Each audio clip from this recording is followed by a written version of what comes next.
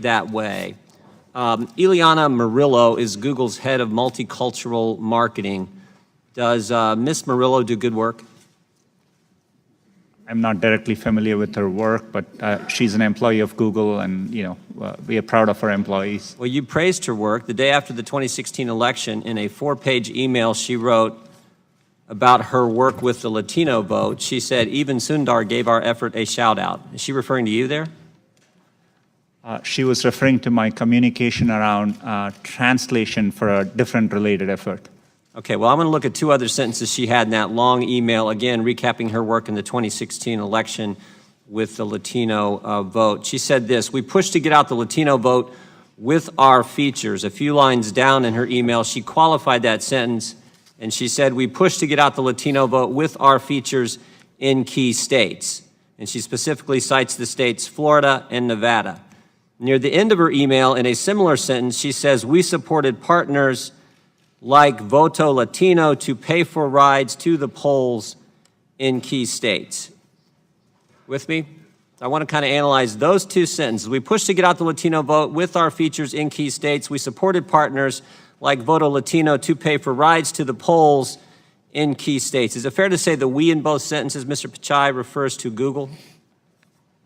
Congressman, we are very concerned whenever there are allegations like that. Our team looked into it. I'm not asking that question. I'm asking, is it fair to say the "we" in both sentences refers to the company Google?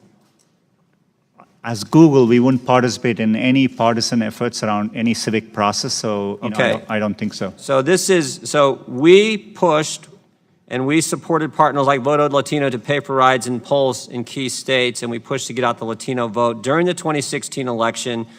And how were they getting that done? They were getting that done by, according to Ms. Murillo, your head of multicultural marketing, by altering your features or configuring your features in such a way and for paying for rides for people to get to the polls. Is that an accurate reading of those? That's all I'm asking. Is that fair to say what those sentences are talking about?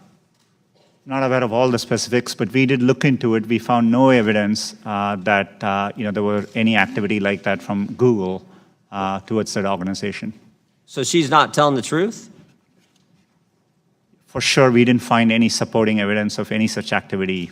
She said she paid for rides to the polls, and they configured their features in such a way as to get out the Latino vote. And look, I actually think that's all okay. Right? I think that's just a good corporate citizen encouraging voter participation, encouraging people to participate in our election process. I think so far those sentences are just fine, but then there's 3 words at the end of each sentence that do cause me real concern. And those 3 words are: we push to get out the Latino vote with our features in key states. Now suddenly it gets political. We supported partners like Voto Latino to pay for rides to the polls in key states. Now that makes everything different. So I got really just one question for you. Why? Why did Google configure its features and pay for rides to the polls to get out the Latino vote only in key states?